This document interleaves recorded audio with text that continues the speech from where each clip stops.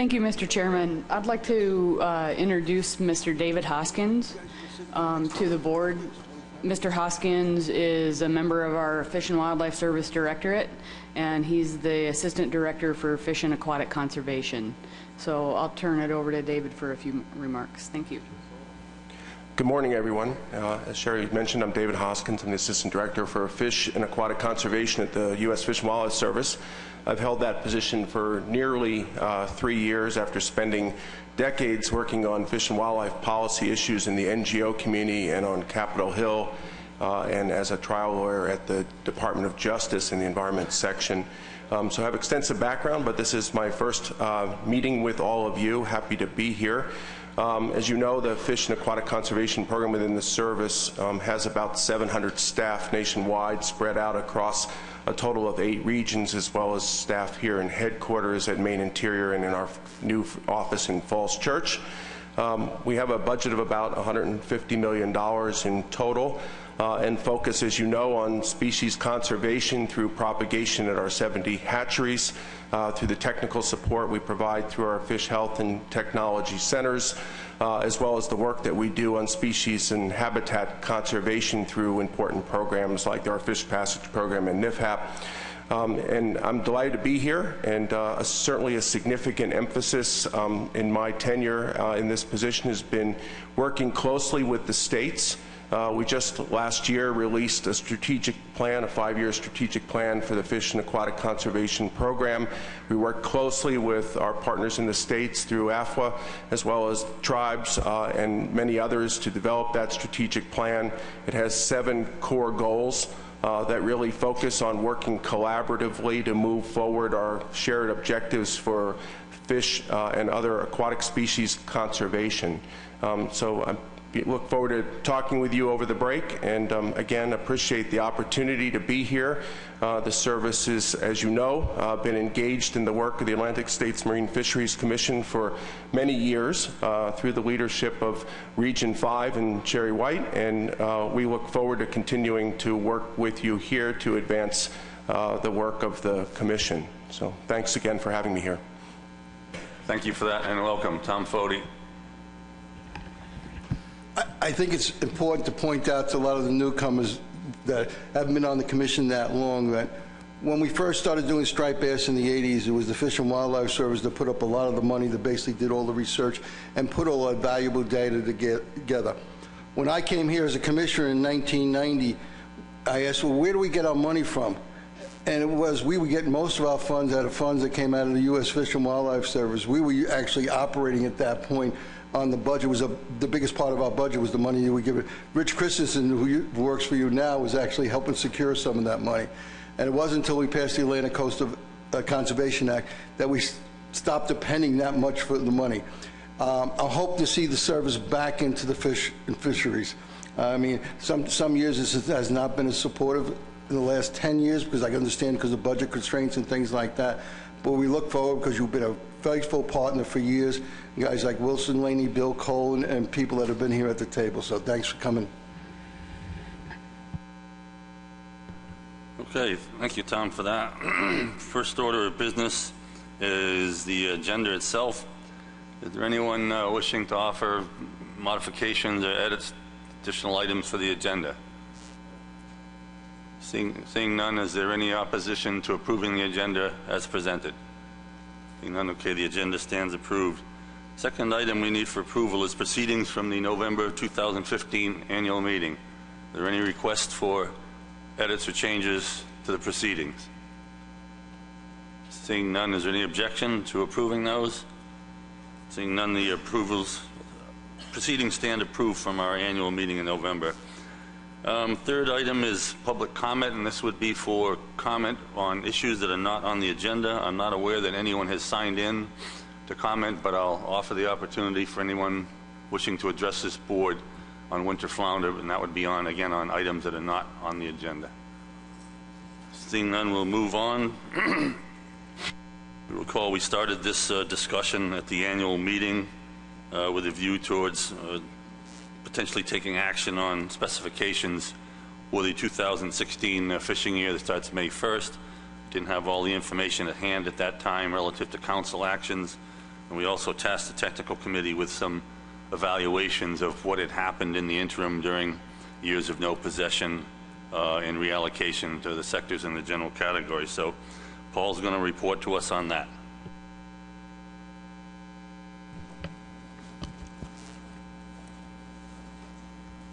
Okay, my name is Paul Nitschke.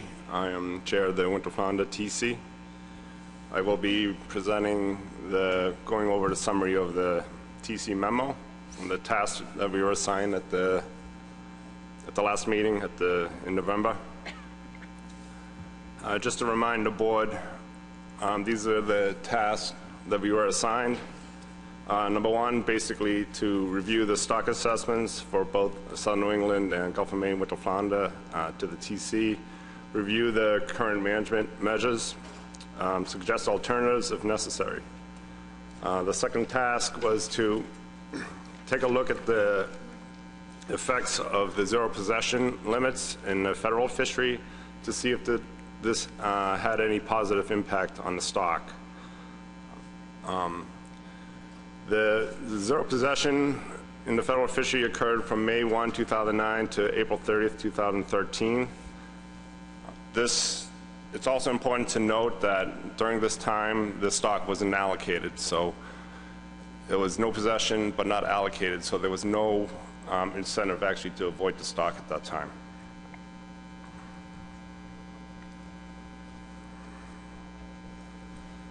So we had two conference calls, one on December 9th to review the assessments and figure out what we need to do in terms of data analysis.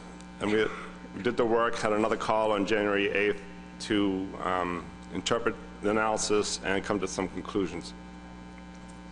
So we reviewed the assessments, we investigated input data sources for the zero possession limit in the federal fishery, and we also took a look at some fishery-dependent data for what effects the management measures are having on the stock right now. So the TC approached this by doing this trend examination. Basically, we tried to break up the period into 3 different periods and use an average for each period so that we could easily see the trends in the data. As you know, there's many different survey indices going into this assessment, and it can be difficult to look at them all at once. So this was a way of simplifying that. So we had a period before the moratorium from 2005 to 2008, during the moratorium from 09 to 12, and then after the moratorium from 13 to 15.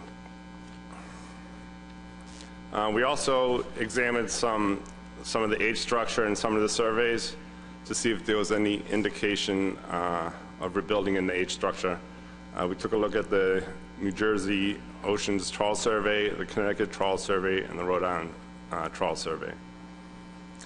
And the last thing we did was did a commercial trip composition analysis to see what effect management measures are having presently. On the federal side, we used ASM and NEFOP data, and from the state side, we used the mass state vessels landings data. So just to remind everyone, this assessment was updated in September during the operational update for all groundfish stocks. On the left here is the spawning stock biomass trend coming out of the model. As you can see, the spawning stock biomass has been low and has been low for over 3 decades, below the overfished threshold. We don't see much evidence of rebuilding in the stock. At the end of the time series, you see a little bit of an increase in the spawning stock biomass. I believe this is where that question came up on perhaps there was some improvements in the stock from the zero possession in the federal fishery. On the right is the fishing mortality rate. Over the last 6 to 7 years of the time series, we are not overfishing the stock. So at this point, it doesn't seem it doesn't seem to be that's overfishing that's causing the issues. The real concern in this assessment is the trend in the recruitment coming out of the model. We just see this long decline in recruitment. We haven't seen any positive signs over the entire time series. It seems like every time we update the assessment, recruitment just continues on its downward trajectory. So it appears production in this stock has declined. It's no longer fishing. Doesn't appear to be fishing since we're not overfishing the stock. We're uncertain exactly why production is low. It's a big question.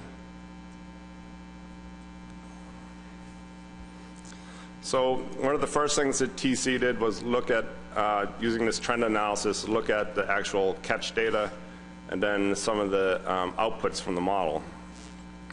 So the top plot here is the catch trend. You can see there was a large decline from the first period to the no possession years, and then a slight increase since then when the stock became allocated. I want to point out that no possession doesn't mean there's no fishing mortality.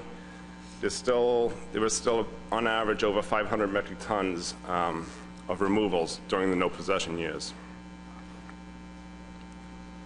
The second plot is the spawning stock biomass. So when you look at that, there's a slight increasing trend in the SSB. However, when you compare that to the abundance coming out of the model, we actually have a declining trend in the January 1 total numbers. So this raises a question on what's occurring within the model. So in the model, we assume dome-shaped selectivity in both the surveys and in the commercial fishery. This results in some cryptic biomass in the model, which can be seen when you look at the spawning stock biomass trends. This is spawning stock biomass by age. You can see that the 7+ category in brown is actually increasing over time. And a proportion of this age class now is in that cryptic category. So it's fish that are not seen by the surveys or the fishery. So that increase at the end of the time series is mostly due to this increasing trend in the cryptic component.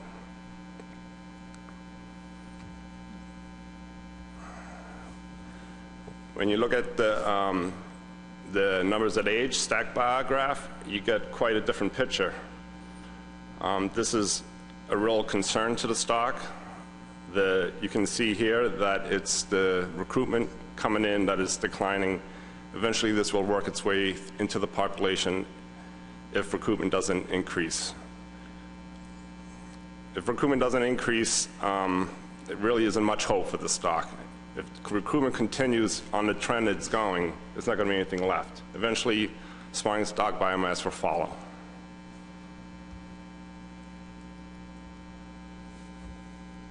So here's the trend analysis looking at the surveys.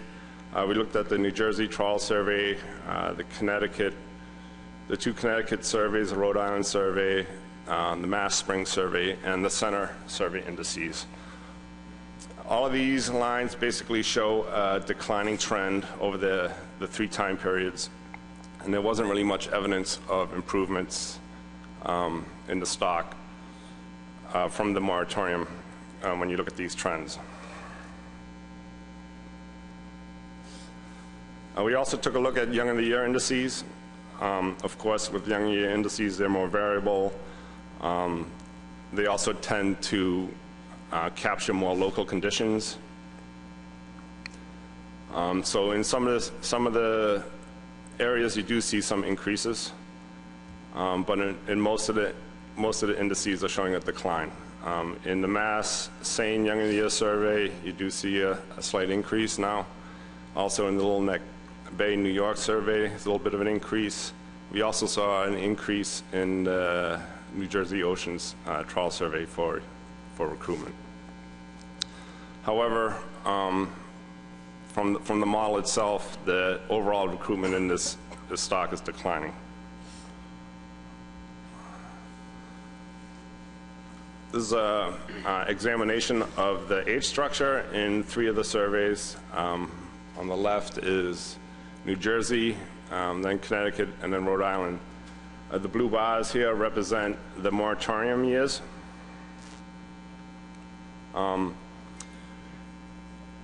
Overall, there's some mixed signals coming out of when you look at these plots. There perhaps is an indication of rebuilding when you look at the New Jersey trawl survey. If you look at the blue bars, it can make an argument that there's some rebuilding occurring over that time period. You can kind of see that also in the Rhode Island trawl survey. However, there's less evidence of that in the Connecticut trawl survey. The other interesting note is in the New Jersey trawl survey, during the moratorium, recruitment was very low. There appears to be some improvements in recruitment in the last 2 years, in 2014 and 15, after the moratorium was lifted. This increase in recruitment can't really be contributed to the moratorium, since those fish would be produced from SSB after the moratorium happened.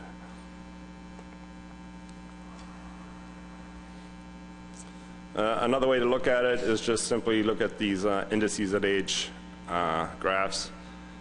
You still see a little bit of evidence in the Rhode Island and New Jersey. It's a little more difficult to see improvements directly related to the moratorium, but there appears to be some improvement during that time period and then a drop-off at the end. You can also see that age 1 increase in the January 1 in New Jersey trawl survey. Okay, just quickly want to go through the management measures on the ASMFC side. As you know, the management in state waters is based on the input control system, based on these effort controls. The main controls presently is a 50-pound trip limit in the commercial side for Southern New England, and a 2-fish bag limit. Keep in mind, in 2014, there were more restrictive seasonal limits in the recreational fishery. That has been opened up to most of the year being open now.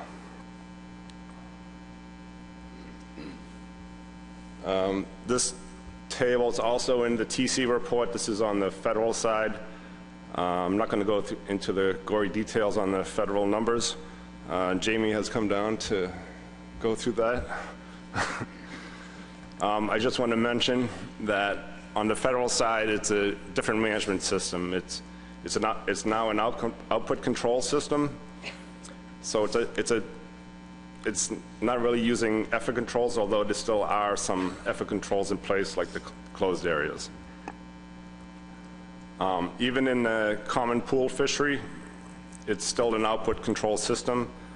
There are trip limits that get implemented over the course of the year, but those are more used to control or prevent derby fisheries occurring over the course of a year.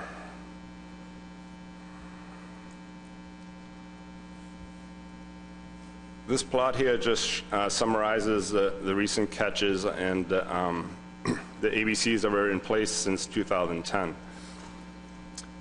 So in 2006, the catch was around 2,000 tons.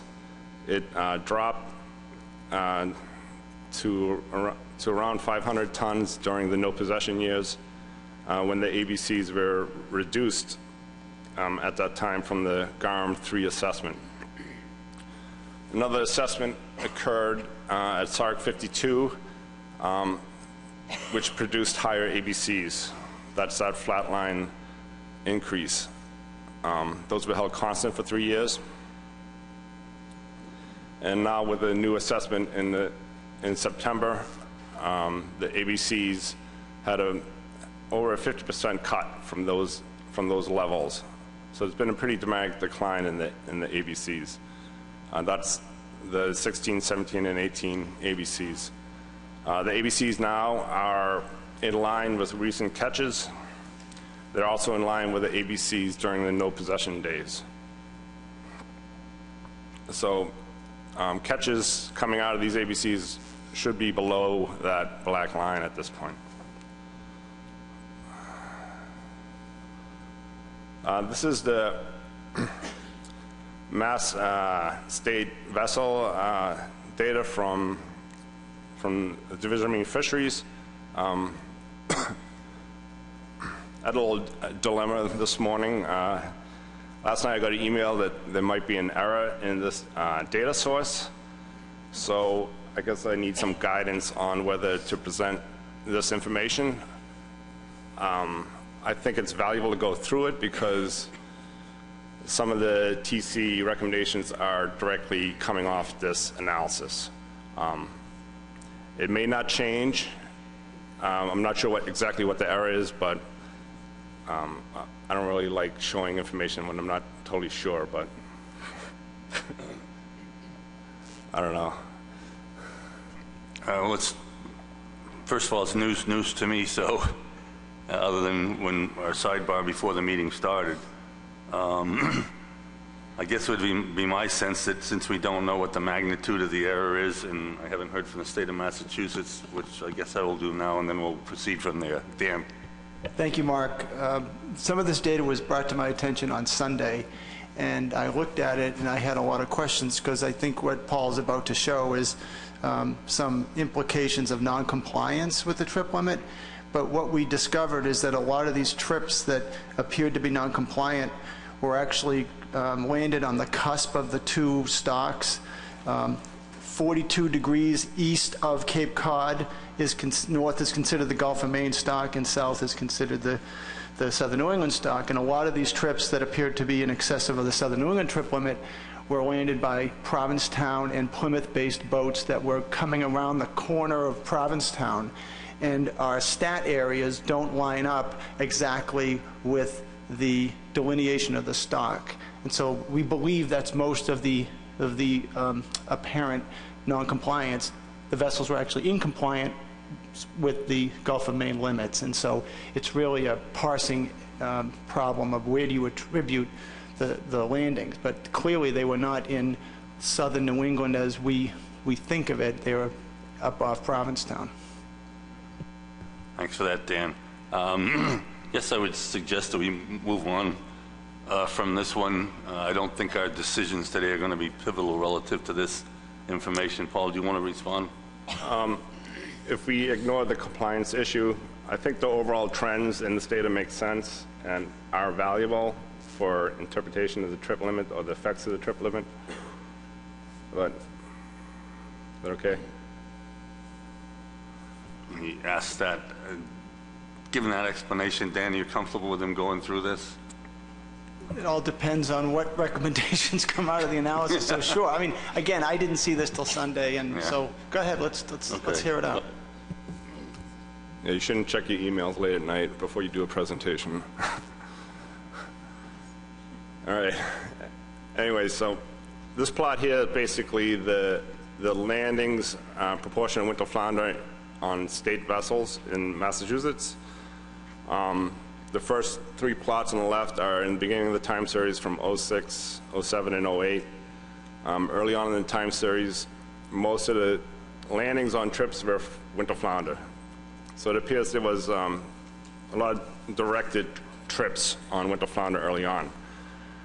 The trip limit came in, and distribution changes fairly dramatically. Winter flounder is more of a minor component of the landings on these trips.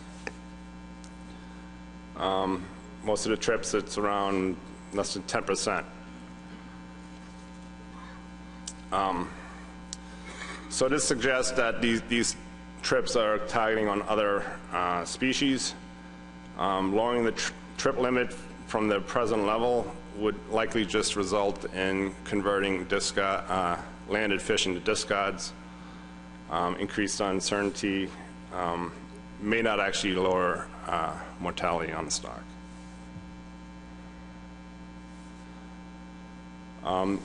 This is some additional analysis that was done using the same data, except here on the x-axis is just the poundage of winter flounder. 1 to 10, 11 to 30, 31 to 50, and then over 50 pounds. Early on, of course, most of the trips had landings above the 50-pound mark.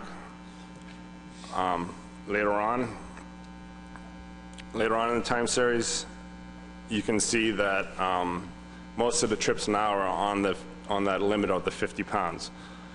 So this is another reason to not lower the trip limit, since it would probably cause discarding problems if we don't already have discarding problems at the level we have now, because most of the trips seem to be hitting that limit.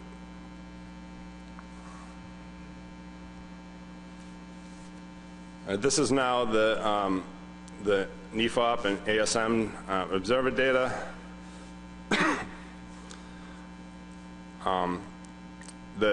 What we looked at here was total catch, so total catch of winter flounder, kept and discarded, to K-all ratios. We had to do this because we had zero possession in 09, 11, and 12. So the first 4 plots here, there was no possession. And then the stock became allocated in 2013. So you can see there's a slight shift in that distribution from no possession above, where the blue arrows are. There's a slight increase, and that's basically the targeting behavior in the federal fishery. So it's a very subtle thing, but there's some targeting occurring, and it's not obvious on the federal side because it's such a mixed stock fishery.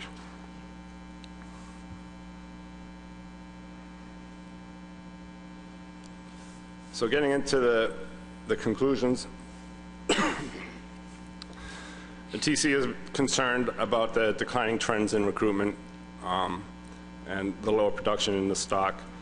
If recruitment doesn't improve or continues on its declining trend, there's not much hope really for the stock. The TC concluded that from that analysis that we have some questions about. These last 2 bullets come from that. Basically that the ASMFC trip limit should not be reduced. If it is reduced, it will likely result in an increase in discarding since these trips seem to be targeting other species. This would increase the uncertainty in assessment and fishing mortality rates, may not actually lower fishing mortality in reality. So the TC felt the trip limits are near their effective controls at the present level.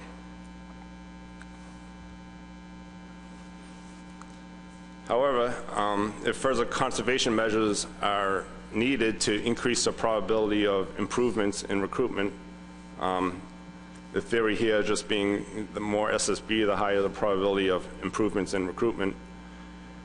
If that's what's the goal is, then other management controls should be considered. We're talking about controls like closed areas, seasonal closures, days at seas, or quotas.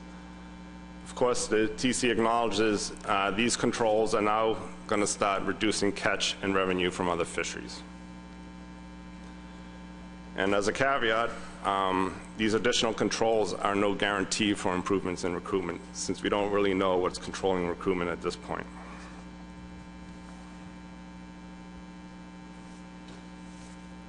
On the federal side, the TC acknowledges a large reduction in the ABC. Further reductions in the actual catch could also occur through a reduction in the southern England yellowtail ABC. There was a very large reduction also in that stock, which will have implications for winter flounder. So on the federal side, it's likely that further reductions in the ABC from the levels that were implemented will also reduce catch and revenue from other fisheries, since it's going to start limiting landings of other stocks.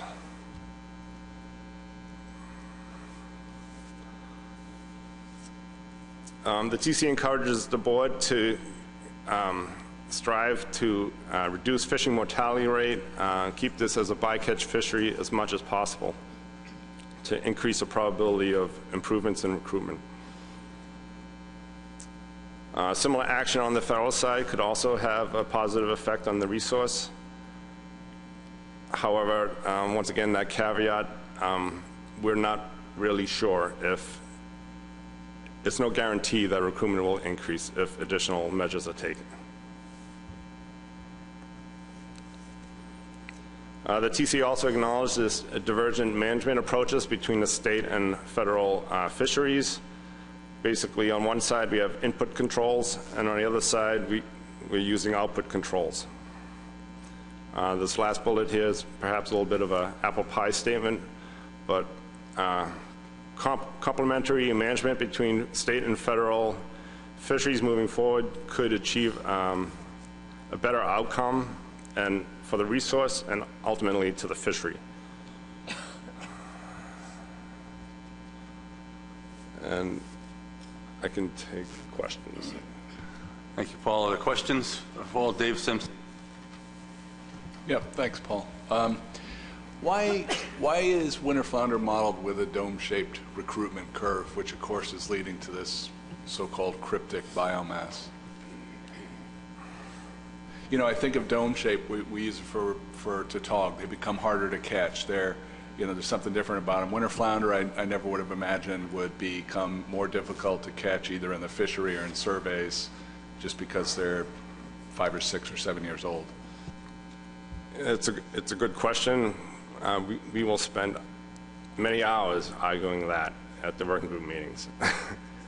Usually we want to see some, or have some reasoning for modeling it with a dome-shaped selectivity. In the case now with winter flounder, the assessment diagnostics are getting so bad that perhaps modeling it with a dome relieves some of those issues. But it's a big assumption in the model. Follow-up, Dave? And so the implication of that being that if dome-shaped isn't correct, if it's actually more flat-top, that we're probably overestimating the picture, stock biomass, so things are even worse than they appear. Yeah, or you can't even really look at the assessment. The assessment is rejected. And Richie White. Thank you, Mr. Chair. Since this stock is not responding to lowering fishing mortality, and you feel that, or the technical committee feels that it's possible that it may not be able to recover, if the board tasks the technical committee to give advice back to the board as to at what point would the technical committee say that it's not able to recover? In other words, how would the technical committee come to that decision? How many years of, very little or no recruitment would it take to say, environmental is not allowing this fish to recover to historic levels, and in all likelihood would never? that's a tough question to answer. I mean, we don't know what's causing the production problems. We can have a big long list of potential items, but we don't know what it really is. The only thing we could potentially say is if we have more SSB in the water, the likelihood of the stock overcoming those problems increases. Whether it actually does, I'm not sure. I'm not sure we're going to know that. To follow up, Richie. Thank you, Mr. Chair. But if we're not seeing any response now, why is it logical that more SSB would create more reproduction? I think at some point that doesn't seem to follow if we're seeing no response to the extremely low fishing mortality now. Well, many species evolved to put lots of eggs out to overcome the uncertainty. When the population is low and stressed, it can't overcome some of those environmental stresses, and we'll never get out of it. What might be helpful is to know when the next benchmark assessment's going to be, and there has been some work in looking at environmental factors, principally winter water temperatures driving recruitment or keeping it at low levels. And there might, I don't know what the term tour will be for the next benchmark, but to the extent that that evaluates directly incorporating environmental factors into the assessment might shed some light on that question. I don't know if Paul knows when that, or Jamie knows when that will happen. No idea. Table, Dave Borden. Yeah, thank you, Mr. Chairman. Thank you for the presentation, Paul. I asked you this question the last time. I'm going to ask it again because I'm still a little bit uncomfortable with this. We spend enormous volumes of money doing the NEMAP survey, which ideally fits. It takes up where the federal survey ends, and the state surveys are not surveying. So I just don't understand when we ask for an update why the NEMAP data doesn't get incorporated into the report. And maybe if you can't answer it, I'd love to have somebody else answer that if there's someone in the room that can answer it. And if not, then I think we ought to get a written explanation of why that data just doesn't get used. Yeah, I mean, I apologize. We probably should have looked at that for this round. We had a lot going on. You know, we probably should have looked at that. Looking at the numbers on the website, that index is also declining. I mean, it's similar to the other indices. Whether it got into the model itself, I'm not sure. It might be in there. I would have to look that up. And then, Mr. Chairman, if I might follow up, I'd like to go back to Richie White's point. And I wrote down what Paul said, and he was very careful about what he said about the SSB. He said the more SSB, the higher the probability of enhanced recruitment, but no guarantee, is what you said. Okay? And I think that's important, and you know, I'll get into more details when we get into Doug Grout's policy board discussion of these types of situations. A parallel between what you're seeing with winter flounder here and southern New England lobster is just stunning. You know, a lot of the same, you get this decoupling between SSB and recruitment, and you know, we don't know what's causing it, and you know, we're like in almost like in a death spiral in terms of the stock. No, the last question, Mr. Chairman, is my understanding, and Paul, correct this if this is not correct, that we basically have an inshore stock of winter flounder, but we also have an offshore stock of winter flounder, like a shoals stock. There's evidence of spawning in deeper water. Is that correct? Is that understanding correct? In terms of the assessment itself, there's no breakup between inshore and offshore for southern New England. It's treated as one single unit. Yeah. Even though we know there's stock components in that complex.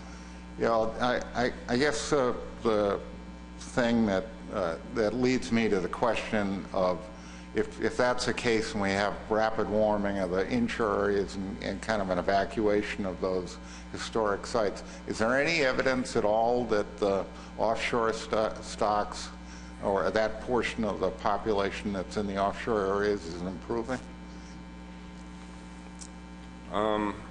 In the Gulf of Maine, I saw some evidence that the fish seem to be deeper. I'm not sure in southern New England if that's true. Okay. Thank you very much. I have Pat Augustine next, and then Dan McKeon. Yeah, thank you, Mr. Chairman. Good presentation, Paul. Clarified a lot of things in my mind. Along with what Mr. Borden said, we have spent a tremendous amount of money on NEMAP, and from my point of view, I think they've done awesome job. The real question is, if we're spending a couple $1 million a year on that, and their survey is either embedded in or a part of the offshore survey, the feds, or is not being used, would it not be appropriate to take what they do in the inshore, because I think they only go out to, what, 60 foot of water, not real deep, I guess, but it's been consistent for the last 4 or 5 years, and take a look at that survey to see what the trend is in stock that way. The other part of it is, and I've been concerned about winter flounder like everybody else, we see a decline in the environment. We're talking about a decline in biomass, primarily based on, we think we know, but we don't know. But we do know, anecdotally, that we've seen a very large increase in cormorants up and down the coast.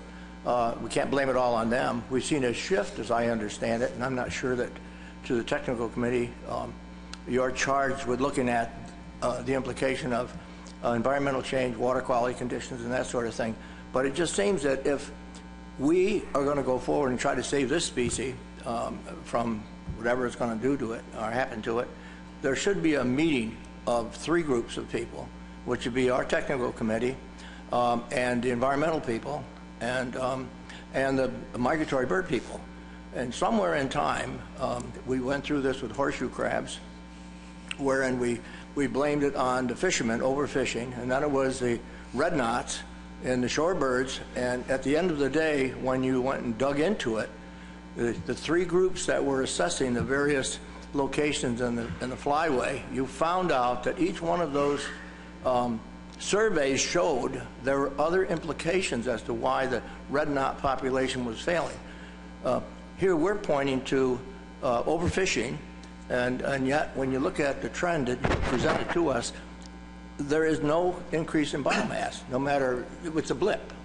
So sooner or later, I think we've got to take the bull by the horns and bring these 3 groups together, compare notes, and see if it's as simple as the environmental condition, quality of the water, and the environment. And then look at the migratory part of it. Birds have been controlled since 1975, or protected of some sort. I thought it was through Fish and Wildlife. It turns out it's through a migratory act. But we're just skirting the issue. If we continue, and I'll only take 1 more minute, Mr. Chairman, we're skirting the issue and the solution to face into it. Either we're going to do something with it or just hands off. We're going to stay hands off. Fishermen will stop fishing when they can't catch any more fish. The commercial fisher will die of a natural death, and then we'll get on with our life. Paul, I'm not sure you can respond to any of that, but in my humble opinion, that's where it's at. And as an old guy, I can say all this stuff and not be ashamed of saying it.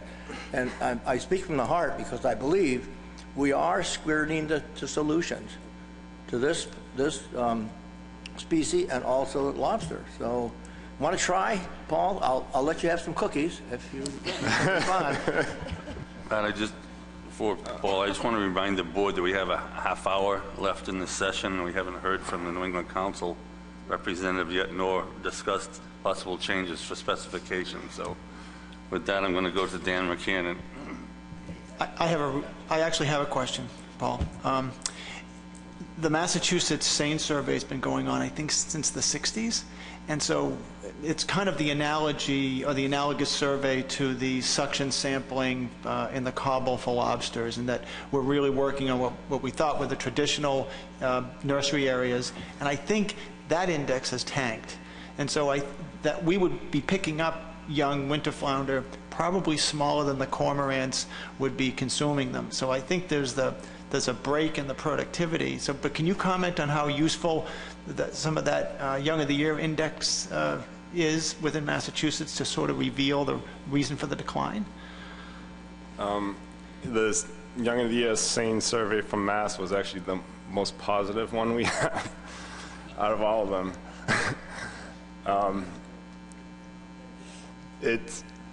So all those indices go into the model to predict what incoming recruitment is. So I mean, all that gets incorporated to determine the model trades off between indices that are on the positive side versus indices that are on the low side. But overall, the model suggests that the recruitment is going down dramatically. Tom Foti.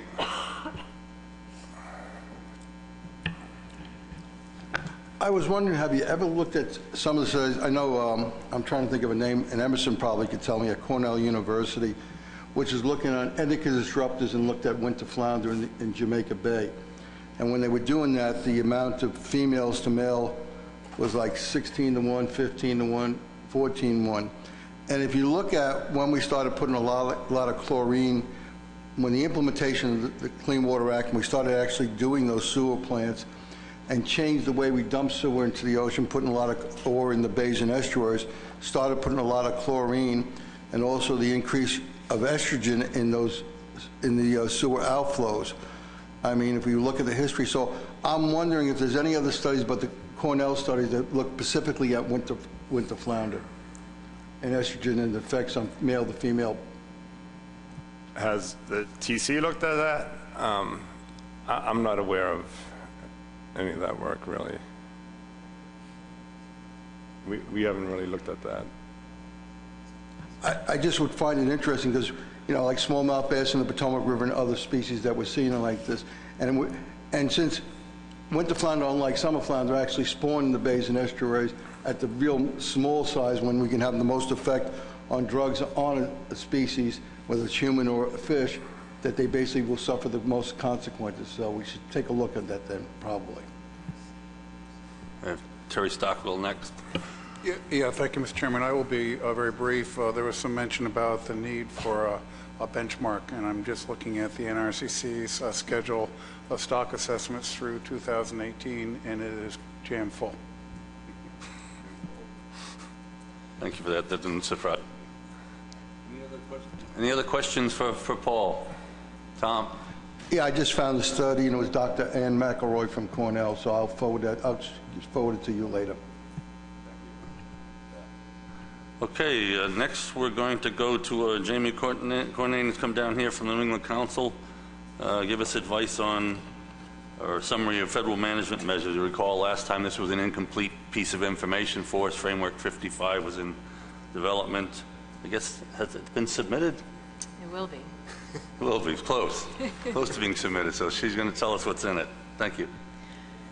Thank you, Mr. Chairman. Good morning. My name is Jamie Cornan. I am the Groundfish Plan Coordinator for the New England Fishery Management Council. This is my first time presenting in front of the board, so thank you for inviting us today. We'll be providing you with an update on just the winter flounder relevant sections in the action. And just briefly, next slide please, I just wanted to acknowledge that there is significant overlap between the council and the board, and that includes members or their alternates listed here on the screen. In addition, Paul Nitschke, as the TC chair, is also a key member on our groundfish plan development team. So Paul and I work very closely on all the groundfish stocks, including the assessments and management recommendations. Briefly, there are 3 stocks of winter flounder. As you know, the 2 that are of most interest to the board are the Gulf of Maine stock and the Southern New England Mid-Atlantic stock. In federal waters, this is really a mixed fishery for other species. It's not principally for the winter flounder. And management in federal waters has really 2 aims. One is optimum yield while staying within the biological limits. As you're fully aware, there's really 2 components to our federal program. There's the sector program and the common pool program. And generally the sectors are allocated a quota, and they can lease some of that quota throughout the year on an annual basis. And the common pool is managed by limits on the number of days or the number of landings, so a trip level limitation. Both are actually constrained by accountability measures, and these include potential fishery closures in season, and this could include a part of the stock area or a subset or the full stock area, depending on the amount of quota that's been caught, and also year-round and seasonal closures for groundfish species broadly. So there are a number of different kinds of controls. It's not just a quota managed system. Next slide.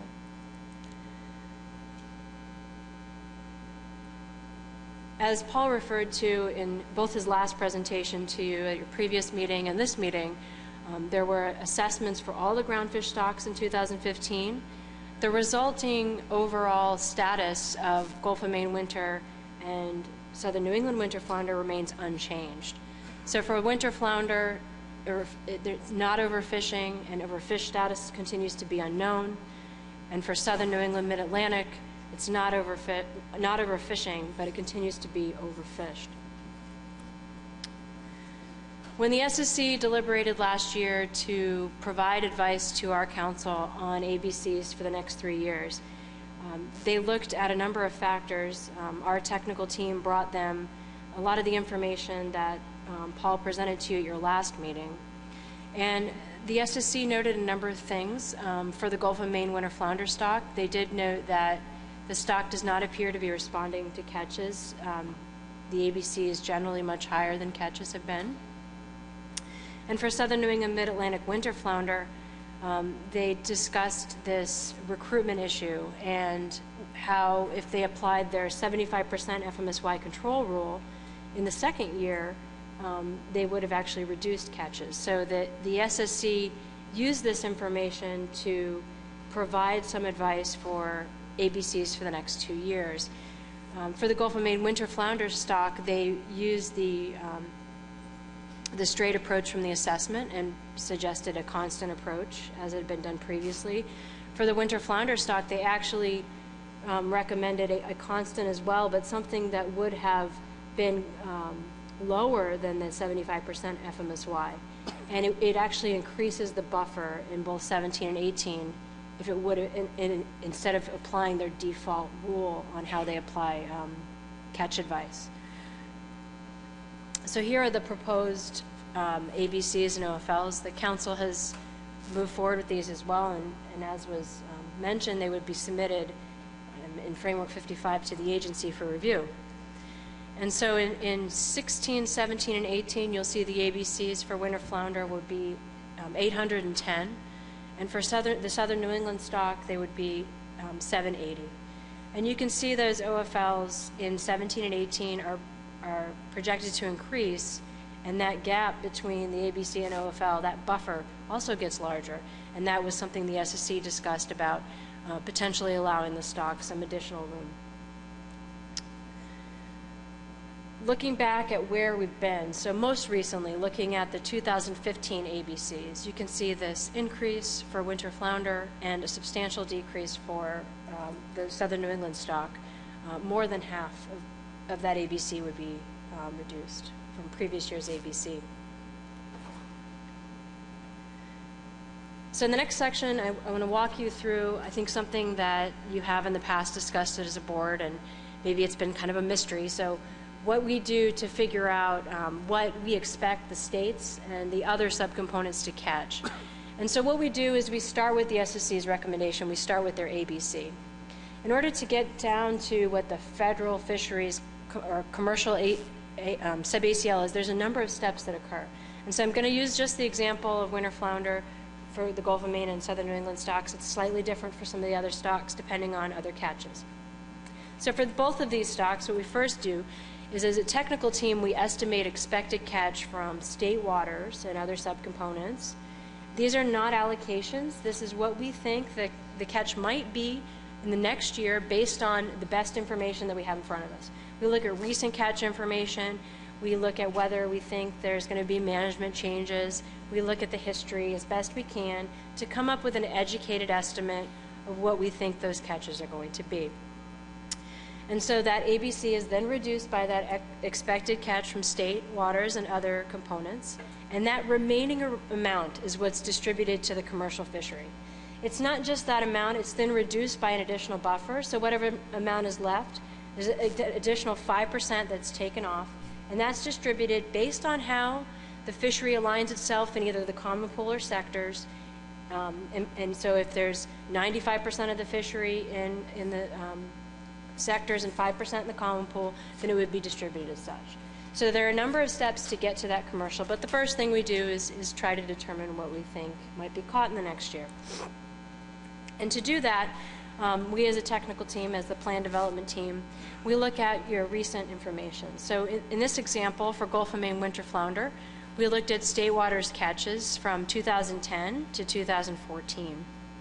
And we have a history of trying to figure out what we think the state waters might catch, and assigning a value to that, and assigning a percentage. So back in 2010, when the ABC for Gulf of Maine winter flounder was 238, when our first experience with this, is 25% of the ABC was a guess at what we thought would be caught in 2010. And that was a value of 60 metric tons. And when we had the final information put in, it was slightly over that, it was at 64. So looking across all of that information, looking at the averages, looking at where we've been, we then decided to make a recommendation as a technical team to, because the ABC would be going up, to reduce that percentage of the ABC slightly by 2%, to give a value of 122. 122 is very close to the recent catch in 2014, which was 113. It is above the average, and it seems to be in line with some of the catches we had seen in recent years. So that's the approach that was done by the technical team. Then the council then reviews that approach, and they recommended adopting it for this species. A similar approach was taken for southern New England mid-Atlantic winter flounder. In this case, the ABC is declining. It's declining by 50%. And we looked at the history of catches for this stock. We looked at the history of how we had estimated some of these values. And looking at the most recent catch, we see that it was about 71 metric tons. There's no reason that we thought that that value would increase. And there was no indication that we would expect that the states would necessarily liberalize their measures on winter flounder. And so in this case, we actually increased the percentage of the ABC because the ABC is actually going down to more align with a value that we expected the state waters component to be catching. So that value is 70 metric tons. This is something that's done on an annual basis. And so given due to time constraints in some years, we haven't been able to do it. But we anticipate also evaluating this going forward for 2017, and there might be an additional adjustment when we have additional information in front of us for 15's final year catch information.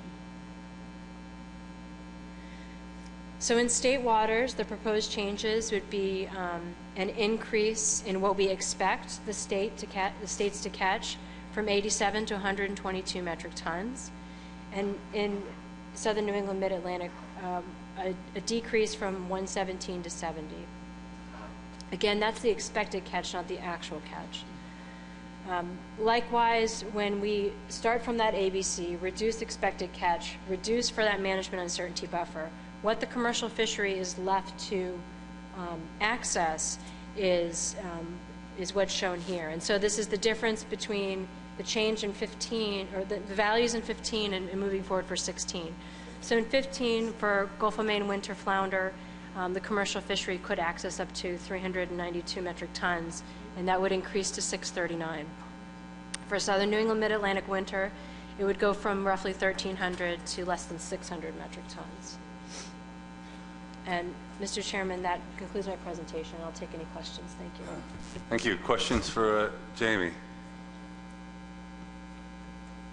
Bud. Thanks for that, Jamie. I hadn't seen your report, but I looked at Paul's report, and the one thing that jumped out at me is in Table 1 of his report, the ACL, and I scratched out my own assessments here and combined the federal and state waters. The Gulf of Maine ACL increased by 57%, but the southern New England ACL decreased by 50%. And in his Table 2, I did the same thing, and only 24% of the Gulf of Maine ACL was caught, while 43% of the southern New England ACL was caught. And there's a 50-pound trip limit in southern New England and a 500-pound trip limit in the Gulf of Maine. So that makes me think it's upside down. That why, if people are not catching fish in the Gulf of Maine, is the ACL going to go up? Well, they are catching fish in southern New England, and the ACL goes down. So I'll try to answer this, and I may have to turn it over to Paul. So thank you for your question. One of the reasons why the Gulf of Maine winter flounder ABC is increasing is because of the way the assessment is conducted. It is tied to the fall surveys, and it's an index-based assessment. And so if the fall surveys show an increase in recent years, then that increase is actually proportionally increased that ABC as well. The only other component in that index that's really meaningful is the catchability coefficient. And so if you knew a little bit more information about the ability of the survey to catch winter flounder, maybe you could fine-tune that. But because it's based on that fall index and the fall index increased, we're tracking that information to show that uptick. Most recently, we also looked at Gulf of Maine winter flounder. In the previous year, we had a round of assessments that were independent of the full groundfish assessments, and that showed a drop in the ABC, and now we've kind of returned up.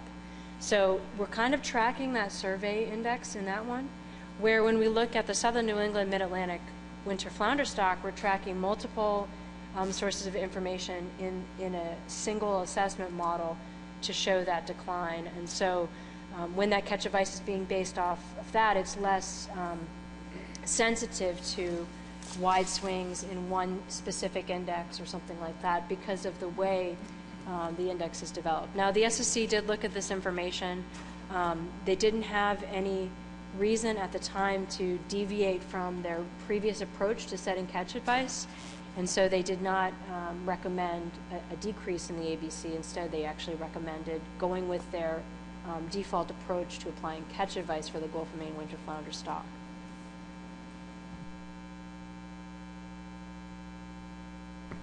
Any other questions for Jamie?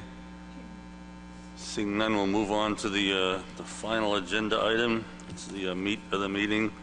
Review and set 2016-2018 specifications. And my understanding that if there is no action by this board, that the existing measures would remain in place. Thank you. Ashton. Good morning. Okay, so I'm just going to review the current regulations that are in place. Next slide. So the board can adjust via Addendum 3 to the Fisheries Management Plan. For recreational measures, they can adjust the size limit, the bag limit, and the season.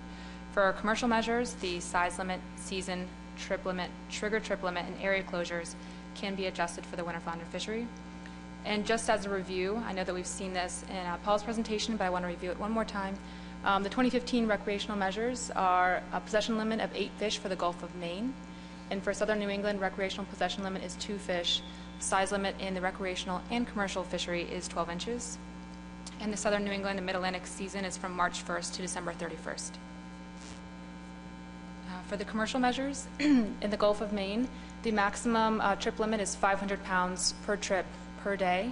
And southern New England mid-Atlantic trip limit is a maximum of 50 pounds per trip per day. And this was intended to be a bycatch trip limit. So that pretty much summarizes the 2015 regulations. Last year, we went with status quo, so we just kind of kept the 2014 regulations for 2015. That can be done this year, or any kind of changes can be made. Thank you. Thank you. Are there questions for Ashton? Dave Simpson. Yep, thank you. So I didn't really see any need for us to make any change, but I'm looking at the gear and 6.5-inch mesh that's only required when you catch more than what our trip limit is. So I guess I'm just wondering what other states have in place. Do we need to address cut end mesh size for winter flounder? I guess I'm just looking for a sense of what other states would allow in the fishery that would take winter flounder. For example, in Connecticut, probably a summer flounder mesh would kick in, but otherwise we would have a 5-inch minimum size.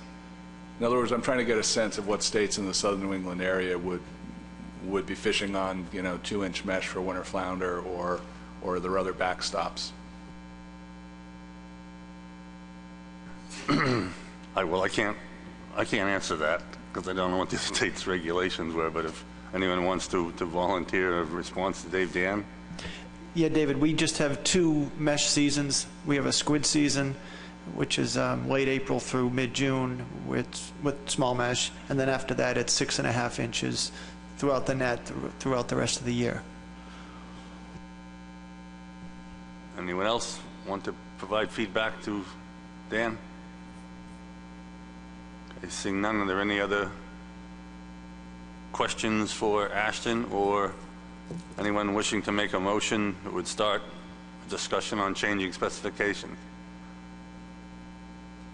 Seeing none, that concludes our agenda. Is there any other business come before the Winter Flounder Board? But we still don't have AP people. And when I looked at Paul's report, the Groundfish Committee, the council, is looking to integrate the advisory panels into the assessment process. And so I guess maybe I'll address it to Bob Beal. Maybe Bob can tweak people to try to get some people on the advisory panel. I've been making this plea for years, I swear, and we're getting nowhere. Tony, you have any thoughts on how to populate the AP? We will send requests out to the states and make those requests for you guys to look at folks to populate the AP with other, it's dependent on the states to nominate folks to the advisory panel, so we need those recommendations. Thank you for that. Any other business come before this board? Seeing none, is there a motion to adjourn? It's seconded by everyone. Thank you. We are stand adjourned. We will